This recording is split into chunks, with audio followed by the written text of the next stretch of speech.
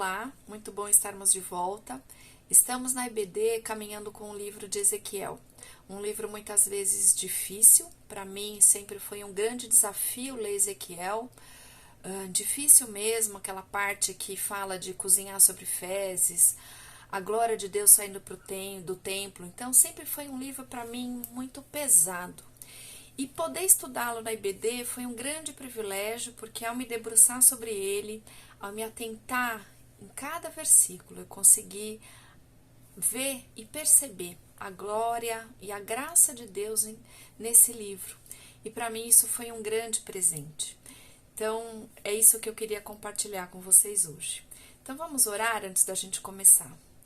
Pai querido, louvado e engrandecido seja o seu nome. Abre o nosso entendimento, Senhor, a nossa mente e nosso coração, para que a gente possa aprender mais de Ti e colocar em prática tudo o que o Senhor nos ensina. Em nome de Jesus. Amém. Voltando então ao que a gente tem estudado, a gente viu no capítulo 18 que cada um de nós vai responder pelos seus próprios pecados e que o pecado de um não passa para a geração seguinte, que cada um de nós, se a gente for justo ou se a gente for ímpio, a gente vai ser julgado por Deus de acordo com isso. E Deus tem prazer em perdoar aquele que se arrepende e se afasta da injustiça. Isso fica muito claro no capítulo 33. Depois, no versículos 25, dos capítulos 25 a 32, a gente vai ver que Deus traz punição aos povos que estão ao redor de Israel e que foram contrários a Israel. E no capítulo 36 e 37, a gente vai ver que Deus vai restaurar Israel, no momento, como um povo só. Ele não vai mais ser dividido como reino do norte e reino do sul. Deus vai trazer o seu povo, que está espalhado por todas as nações da terra, e fazer um único povo. E ele será o seu povo, e ele será o seu Deus. E aí, nesse momento que a gente está, no capítulo 38 e 39, a gente já tem Israel que está restaurada como um único povo e ela vai ser invadida por gentios por todos os lados. Uma invasão que é orquestrada pelo próprio Deus e que tem uma finalidade. Deus vai livrar Israel de uma forma sobrenatural e vai punir esses povos que invadiram. E dessa forma, todos vão saber que Ele é o Senhor, o soberano Senhor. Então vamos começar a ler. Ezequiel 38, versos de 1 a 9. Veio a mim esta palavra do Senhor. Filho do homem, vire o rosto contra Gog, da terra de Magog, príncipe maior de Meseque e de Tubal. Profetize contra ele e diga: assim diz o soberano, o Senhor. Estou contra você, ó Gog, príncipe maior de Meseque e de Tubal. Farei você girar, porém anzóis em seu queixo, e o farei sair com todo o seu exército, seus cavalos, seus cavaleiros, totalmente armados, e uma grande multidão com escudos grandes e pequenos, todos eles brandindo suas espadas.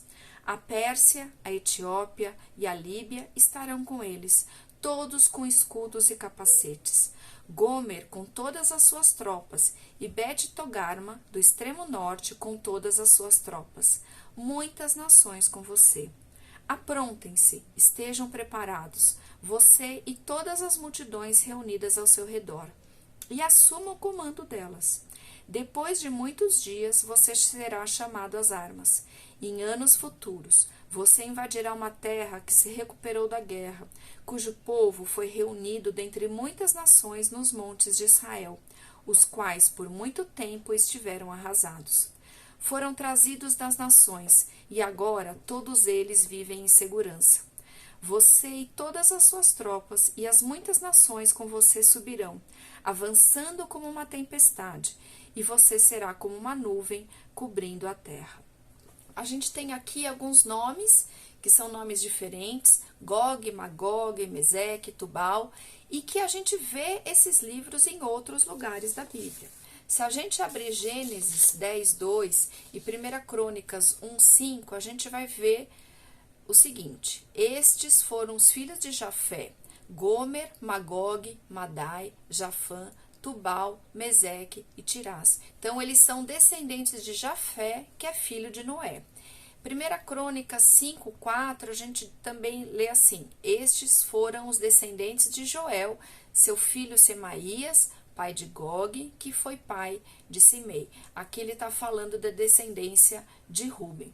E quando a gente vai lá para o fim da Bíblia, em Apocalipse 20, versículos 7 a 9, diz assim: quando terminarem os 1000 anos, Satanás será solto da sua prisão e sairá para enganar as nações que estão nos 4 cantos da terra, Gog e Magog, a fim de reuni-las para a batalha. Seu número é como a areia do mar. As nações marcharam por toda a superfície da terra e cercaram o acampamento dos santos, a cidade amada, mas um fogo desceu do céu e as devorou. Quando a gente olha para o mapa de Israel, a gente vai ver que em vários lugares, nesse capítulo 38 e 39, ele fala que eles vêm do extremo norte. Então, a gente entende que Gog é um lugar que está lá no extremo norte, talvez Turquia, é o que a maioria dos estudiosos falam, mas a gente não consegue saber exatamente de onde é. E a gente pode cair em tentação nesse texto. Eu acho que a tentação daqui é a gente conseguir tentar descobrir exatamente quais são esses países, quem são esses povos e quando que essa batalha vai acontecer. Mas talvez esse não seja o propósito principal desses capítulos, a gente tentar descobrir as datas. O próprio Senhor Jesus já disse isso lá em Mateus e Marcos, quando ele diz: quanto ao dia e a hora ninguém sabe, nem os anjos, nem os céus, nem o Filho, nem tão somente o Pai.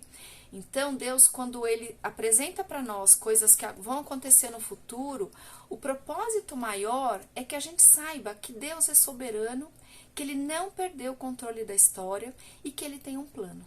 E que o plano dele é bom, e que Deus é santo, e que Deus é justo. Então, eu queria convidar vocês a gente não ficar tentando mergulhar nisso, mas tentar ver qual é o plano maior que Deus tem através desses capítulos e através dessa batalha que ele diz que vai acontecer.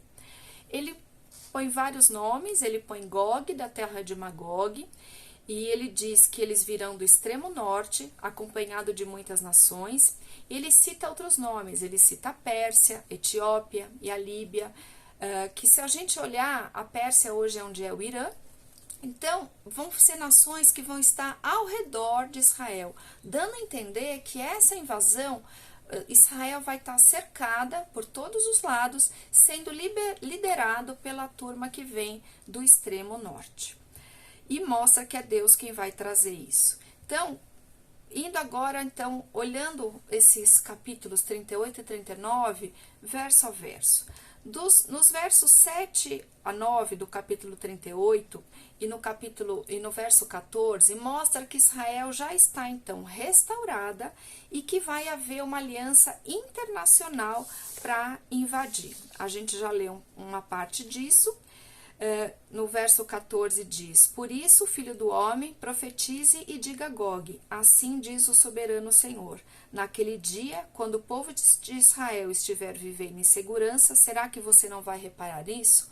Né? Então, assim, esses povos, eles vão vir e vão invadir Israel. Vai haver uma grande aliança para que isso aconteça. E como eu disse, isso vai ser no futuro. No verso 8 ele diz: em anos futuros você virá e invadirá essa terra. E no verso 16 ele diz: nos dias vindouros. Então, dando a entender que isso vai acontecer no futuro, algo que ainda não aconteceu, porque em nenhum momento da história a gente tem Israel sendo invadido já como uma nação única, né? As outras invasões que a gente teve, Israel estava ainda dividida. A gente teve a invasão do Reino do Norte, depois a invasão do Reino do Sul, depois mesmo no ano 70, quando Israel é destruída, né? Jerusalém é destruída, o povo estava dividido. Então, mostrando que isso é algo que vai ainda acontecer daqui para frente, quando Israel tiver, sim, como uma única nação, sendo salva de uma forma sobrenatural por Deus. E a gente tem que tomar cuidado que, embora a gente possa ter algumas coisas que são alegóricas aqui, a gente não tem como dizer isso tudo só como alegórico, porque a gente tem muitos detalhes. E a gente tem que entender também que é o próprio Senhor que vai orquestrar isso. E isso é algo que para mim sempre foi difícil, até no livro de Ezequiel, mostrando Deus fazendo coisas que talvez não pareçam politicamente corretas, né?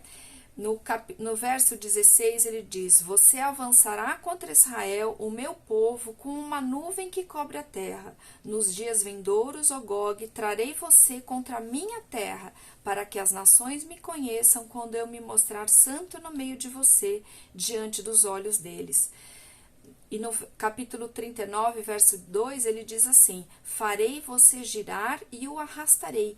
Eu o trarei do extremo norte e o enviarei contra os montes de Israel. Então, é o próprio Deus, como eu disse, que orquestra essa invasão. E isso não, a gente não pode então dizer que isso é só alegórico, porque são muitos detalhes que são ditos, né? Deus diz que a forma desse livramento vai ser através de terremotos, pestes, granizo, enxofre, fogo que vem do céu. Ele diz depois, em tempos, ele vai falar de 7 anos, 7 meses, então mostrando que isso não pode ser só algo alegórico. Isso, algumas coisas disso a gente tem que entender como realmente literal. Dos versos 18 a 22, Ezequiel diz assim: É isto que acontecerá naquele dia, quando Gog atacar Israel. Será despertado o meu furor, palavra do soberano, o Senhor. Em meu zelo e em meu grande furor, declaro que naquela época haverá um grande terremoto em Israel. Os peixes do mar e as aves do céu e os animais do campo, toda criatura que rasteja no chão e todas as pessoas da face da terra tremerão diante da minha presença. Os montes serão virados de cabeça para baixo, os penhascos se desmoronarão e todos os muros cairão. Convocarei a espada contra Gog em todos os meus montes, palavra do soberano Senhor. A espada de cada um será contra seu irmão. Executarei juízo sobre eles com peste e com derramamento de sangue. Desatarei torrentes de chuva, saraiva e enxofre ardente sobre ele e sobre as suas tropas, e sobre as muitas nações que estarão com eles. E no capítulo 39, ele continua dando detalhes. Nos campos de Israel você cairá, você e todas as suas tropas e as nações que estiverem com você. Eu darei você como comida a todo tipo de ave que come carniça e aos animais do campo. Você cairá em campo aberto, pois eu falei, palavra do soberano Senhor. Mandareis fogo sobre Magog e sobre aqueles que vivem em segurança nas regiões costeiras, e eles saberão que eu sou o Senhor. Então, aqueles que morarem nas cidades de Israel, sairão e usarão armas como combustível e as queimarão. Os escudos, os pequenos e grandes, os arcos e flechas, os bastões de guerra e as lanças. Durante 7 anos, eles as utilizarão como combustível. E no verso 12, durante 7 meses, a nação de Israel estará sepultando a fim de purificar a terra. Então, são muitos detalhes mostrando da forma como Deus vai fazer esse livramento. E através disso, através dessa destruição de Gog, Deus vai se fazer conhecido. Ele diz: farei então assim, todos saberão que ele é o Senhor, que ele é o soberano. Ele diz: e aí vem, é certo que acontecerá, palavra do soberano, o Senhor, este é o dia que eu falei. E depois que tiver toda essa destruição, a terra de Israel, ela vai ser novamente purificada de toda essa morte. E nos versos 12 a 14 diz: durante 7 meses, a nação de Israel os estará sepultando a fim de purificar a terra. Todo o povo da terra o sepultará, e o dia em que eu for glorificado será para eles um dia memorável. Palavra do soberano, o Senhor. Depois de 7 meses, serão contratados homens para percorrer toda a terra e sepultar os que ainda restarem, e assim a terra será purificada. E no verso 16 ele diz de novo: e assim a terra será purificada. Vai ter grande matança, né? E acho que essa, para mim, sempre foi a parte difícil do livro de Ezequiel, toda essa matança, mas a gente tem que entender que Deus tem esse sentido de mostrar que Ele é soberano e de purificar a sua terra. Nos versos 17 a 20, ele diz: Filho do homem, assim diz o soberano Senhor, chame todo tipo de ave e todos os animais do campo, venham de todos os lugares ao redor e reúnam-se para o sacrifício que estou preparando para vocês, o grande sacrifício dos montes de Israel. Ali vocês comerão carne e beberão sangue. Comerão carne de poderosos e beberão sangue dos príncipes da terra, como se eles fossem carneiros, cordeiros, bodes e novilhos, todos eles animais gordos de Bazã. No sacrifício que lhes estou preparando, vocês comerão gordura até empaturrar-se e beberão sangue até embriagar-se. À minha mesa vocês comerão sua porção de cavalos e cavaleiros, de homens poderosos e soldados de todo tipo. Palavra do Senhor. E através disso, Deus, como eu disse, vai exibir a sua glória. Verso 21. Exibirei a minha glória entre as nações, e todas as nações verão o castigo que eu trouxer e a mão que eu colocar sobre eles. Naquele dia em diante, a nação de Israel saberá que eu sou o Senhor, o seu Deus. Então, às vezes é difícil de ler, mas Deus tem um plano para isso. Tudo isso que acontece é para Ele mostrar que Ele é justo e que Ele é o Deus de Israel. E Ele relembra para esse povo o porquê que houve todo esse exílio, todo o cativeiro de Israel e o propósito. Então, nesse momento, nos versos 23 e 24, e depois nos outros, Deus vai relembrar a essa nação o porquê do cativeiro, o porquê da invasão e porquê do propósito. Para Deus deixar claro que Ele não perdeu o fio da história, que Ele não agiu demais, que Ele tem o propósito e qual é Ele. Então Ele diz assim: E as nações saberão que o povo de Israel foi para o exílio por causa de sua iniquidade, porque me foram infiéis. Por isso, escondi deles o meu rosto e os entreguei nas mãos de seus inimigos, e eles caíram pela espada. Tratei com eles de acordo com a sua impureza e com as suas transgressões, e escondi deles o meu rosto. Ou seja, o povo foi infiel e Deus tratou de forma equivalente, de forma justa. Mas aí no versos 25 e 26, Deus vai mostrar a sua misericórdia e a sua restauração na hora que um povo se arrepende. Por isso, assim diz o soberano Senhor: Agora trarei Jacó de volta do cativeiro e terei compaixão de toda a nação de Israel e serei zeloso pelo meu santo nome.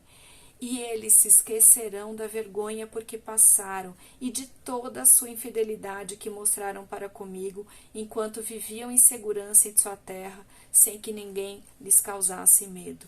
Então, Deus vai mostrar, o povo foi infiel, o povo estava vivendo numa terra que Deus preparou para eles, mas eles foram infiéis. E isso é uma vergonha, né? Mas Deus tem misericórdia e no momento que o povo se arrepende e clama, Deus perdoa. E nos versos 27 e 28, quando eu os tiver trazido de volta nas nações e os tiver ajuntado entre as terras de seus inimigos, eu me revelarei santo por meio deles à vista de muitas nações. Então eles saberão que eu sou o Senhor, o seu Deus. Pois embora os tenha enviado para o exílio entre as nações, eu os reuni em sua própria terra, sem deixar nenhum deles para trás. Né? Então, não me esconderei mais deles o rosto, pois derramarei o meu espírito entre as nações de Israel, palavra do soberano, o Senhor. Então, Deus vai reunir o seu povo, vai haver uma invasão orquestrada por Deus, com o propósito de que esse livramento mostre que Deus é soberano e que Deus tem um grande amor por Israel. E aí Deus vai se fazer conhecido não só por Israel, mas por todos os povos ao redor. Todos vão saber que há Deus em Israel e que esse Deus é soberano. E Deus vai prometer o seu espírito. E depois a gente vai continuar o restante do livro de Ezequiel, não percam, onde a gente vai ver que Deus vai restaurar o templo e a glória dele vai voltar. O que a gente aprende então? São textos muitas vezes em Ezequiel difíceis de ler, textos às vezes pesados, mas que se a gente prestar atenção, se a gente olhar, a gente vai ver que Deus, ele é santo, santo, santo, e ele não tolera o mal. Ele é justo, ele é soberano, ele não perdeu o controle da história, e Deus não despreza todo aquele que se arrepende. E isso é muito marcante no livro de Ezequiel. Deus não consegue não perdoar. Então, aquele que se arrepende, ele é contado como justo, porque Deus é bom. E Deus, no final da história, no final de tudo, ele vai ser exaltado entre todas as nações. E isso a gente vê tanto no Antigo Testamento, como também no Novo, em Isaías e depois em Romanos, capítulo 14, verso 11, que diz: por mim mesmo eu jurei, minha boca pronunciou com toda integridade uma palavra que não será revogada. Diante de mim, todo joelho se dobrará, junto a mim, toda língua jurará. E em Filipenses 2, versos 10 e 11, diz: para que ao nome de Jesus se dobre todo joelho, no céu, na terra e debaixo da terra, e toda língua confesse que Jesus Cristo é o Senhor, para a glória de Deus Pai. Então, a gente pode olhar para esse texto, em vez de a gente ser tentado a descobrir quando vai ser, como é que vai ser, todos os detalhes. Isso cabe a Deus, mas o que ele quer deixar claro para a gente é que ele tem o controle. E ele não faz isso em vão, ele não faz por maldade. Então Deus, quando exerce justiça, é porque ele é justo. E justo principalmente a ele mesmo, ao que ele prometeu. Ele é fiel a si mesmo. E se ele prometeu que todo aquele que se arrepender, todo aquele que confessar Jesus como seu Salvador vai ser salvo, isso vai acontecer, porque ele é o soberano, o Senhor. E eu queria terminar lendo com vocês Hebreus 10, 35 a 39, incentivando cada um de nós a gente confiar nesse Deus, confiar nas promessas que a gente tem, porque ele é fiel e ele é o soberano, o Senhor. Não abram mão da confiança que vocês têm. Ela será ricamente recompensada. Vocês precisam perseverar, de modo que, quando tiverem feito a vontade de Deus, recebam o que ele prometeu. Pois em breve, muito em breve, aquele que vem virá, e não demorará. Mas o meu justo viverá pela fé. E se retroceder, eu não me alegrarei nele.